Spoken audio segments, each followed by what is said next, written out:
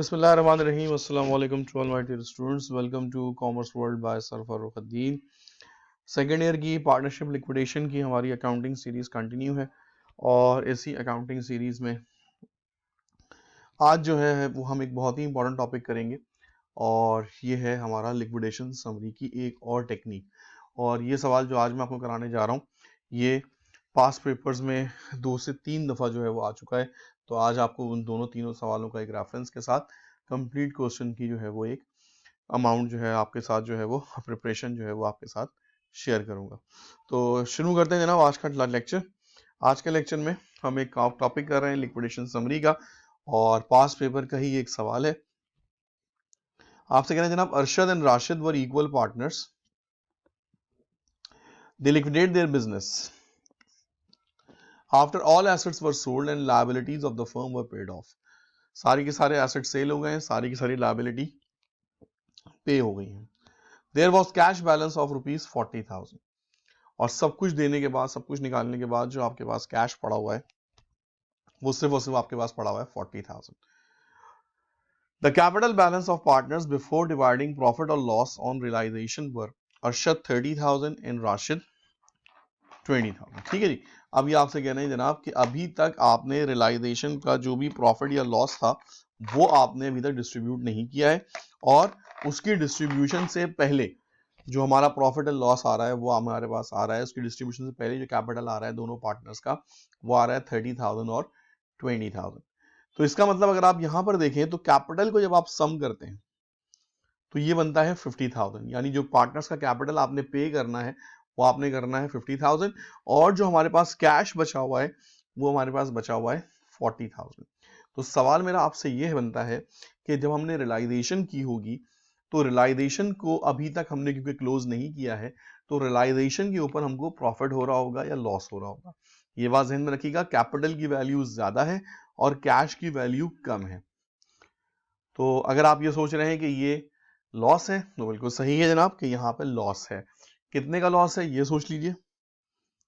तो definitely loss है यहाँ पे 10,000 का, क्योंकि जो हमारे पास कैपिटल की सेटलमेंट करनी है आपको वो आपने करनी है 50,000 और जो आपके पास कैश पड़ा हुआ है वो आपके पास पड़ा हुआ है सिर्फ और सिर्फ 40,000।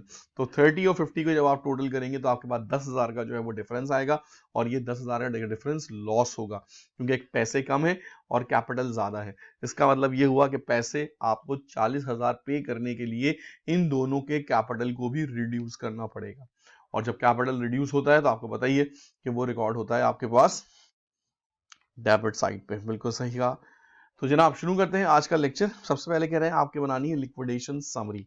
तो आप देखिए इसकी लिक्विडेशन समरी हम किस तरह से बना रहे हैं। फॉर्मेट अपना वही पुराना वाला जो हमने लास्ट टाइम यूज किया था। सबसे पहले आपसे मैंने कहा था कि जितने भी अकाउंट्स गिवन है वो आप यहाँ पे लिख लीजिए।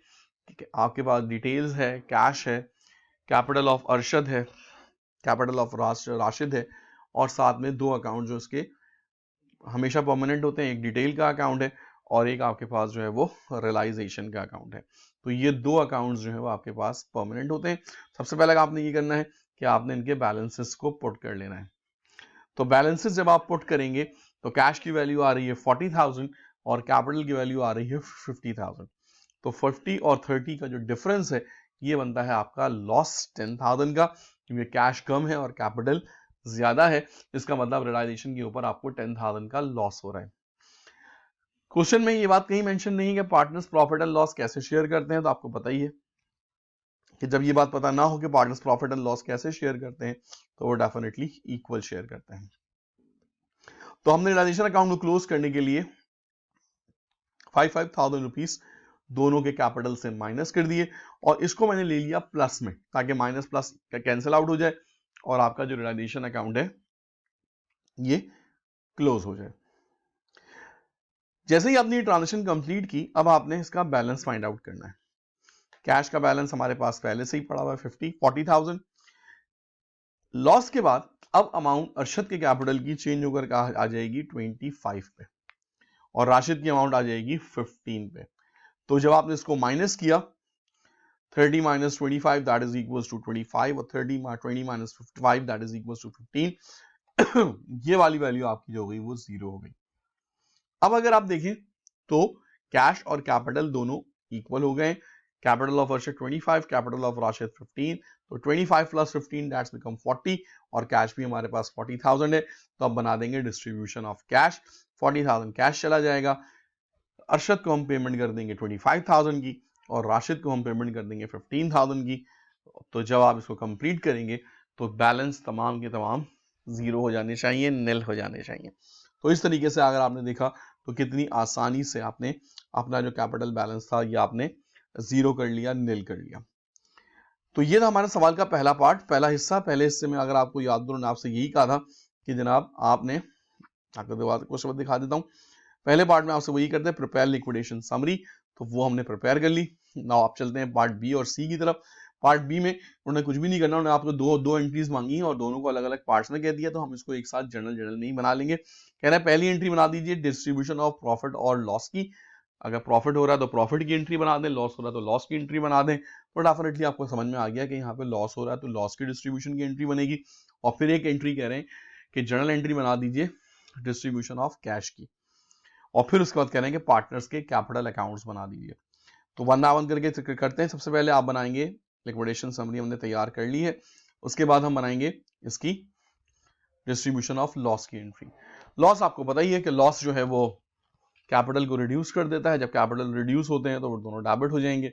और रियलाइजेशन अकाउंट जब लॉस में होता है तो वो डेबिट होता है, तो उसको क्लोज करने के लिए फिर आप क्रेडिट कर देंगे। इसी तरह से सेकेंड एंट्री में 30,000 कैपिटल ऑफ अरशद था, तो उसमें से 5,000 निकल गया, तो ये बन गया 25। और इसी तरह से राशिद 15 था, अमाउंट आ गई कैश की 40, तो हमने यहाँ पे रिकॉर्ड कर ली, तो रिकॉर्ड पेमेंट टू पार्टनर्स। तो ये हमारे पास दोनों एंट्रीज बन गई। आई होप कि आपको एंट्रीज में कोई इश्यू नहीं होगा। नाउ अब हम बनाएंगे इसके कैपिटल अकाउंट्स। कैपिटल का फॉर्मेट आपके पास अकाउंट्स के सामने मौजूद है, टी अकाउंट की फॉर्म में बनेगा ये बिल्कुल। और इसी तरह से जैसे मैंने आपके पास एक कंप्लीट फॉर्मेटिंग की हुई है, इसी तरह से आपने पेपर में भी फॉर्मेट करना है। याद रखिएगा कि जब भी टी अकाउंट बनाए तो उसको एक फ्रेश पेज पे बनाए, ठीक है। अगर आपके पास जर्नल के नीचे कुछ जगह बच गई है तो उसको यूज मत करें, उसको अगले पेज के ऊपर से स्टार्ट करें, क्योंकि जर्नल एक अलग बुक होती है, लेजर एक अलग बुक होती है। तो अच्छा एक इंप्रेशन पड़ता है कि आपने हर एक को सेपरेट जो है वो सॉल्व किया हुआ है। एग्जामिनर के लिए आप जितनी आसानी पैदा करेंगे और उतनी आसानी से उसको कॉपी चेक करने में मदद करेंगे कि वो रिलैक्स होकर कॉपी चेक करे, हर पार्ट उसको सेपरेट नजर आ रहा हो, तो उतने ही अच्छे वो नंबर आपको जो है वो देता है। बहुत से स्टूडेंट की मिस्टेक होती है कि वो एक साथ एक ही पेज के ऊपर ए पार्ट भी हो रहा है, बी पार्ट भी हो रहा है, सी पार्ट भी हो रहा है।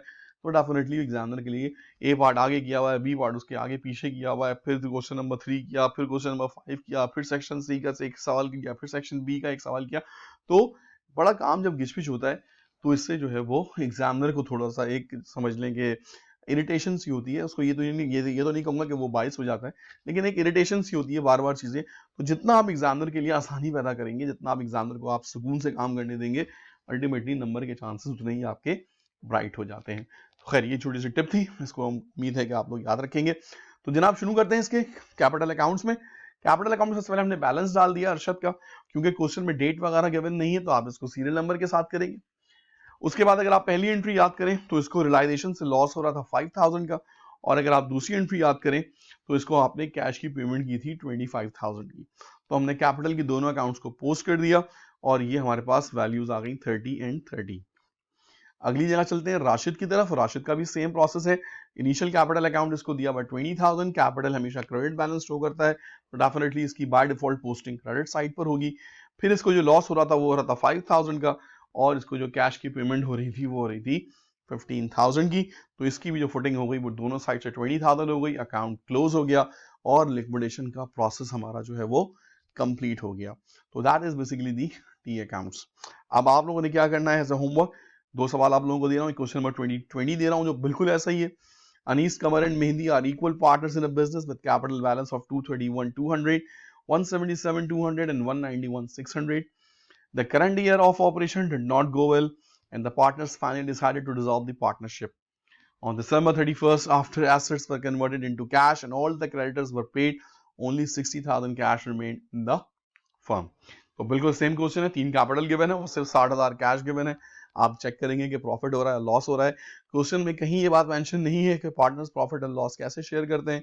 आपको पता ही है कि फिर आपने उसको किस तरह से उसकी डिस्ट्रीब्यूशन बनानी है। पहला पार्ट आपसे कह रहे हैं compute capital balance of partner after realisation of assets and payment of liabilities.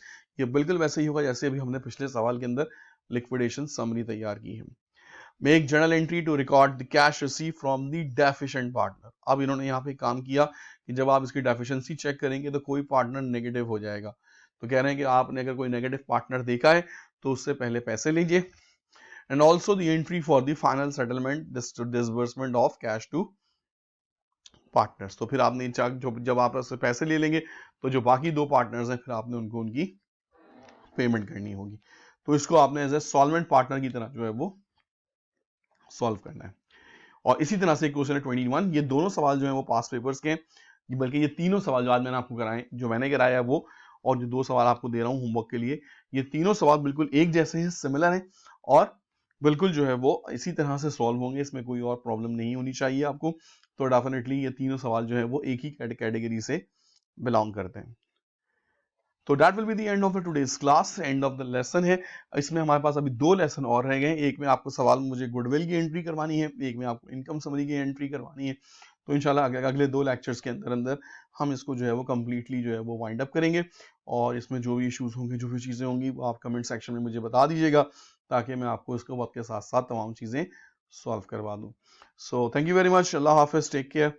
और अपने फ्रेंड्स के साथ, अपनी फैमिली मेम्बर्स में जो भी लोग इंटर कॉमर्स में हों, उनके साथ ये वीडियो शेयर करें। सदका जारिया होगा आपके लिए भी, मेरे लिए भी। जितने लोग इससे फ़ायदा उठाएंगे, हम सबको जो है वो अल्लाह ताला जो है वो इंशाल्लाह कामयाब करेगा। अल्लाह हाफिज़, टेक केयर।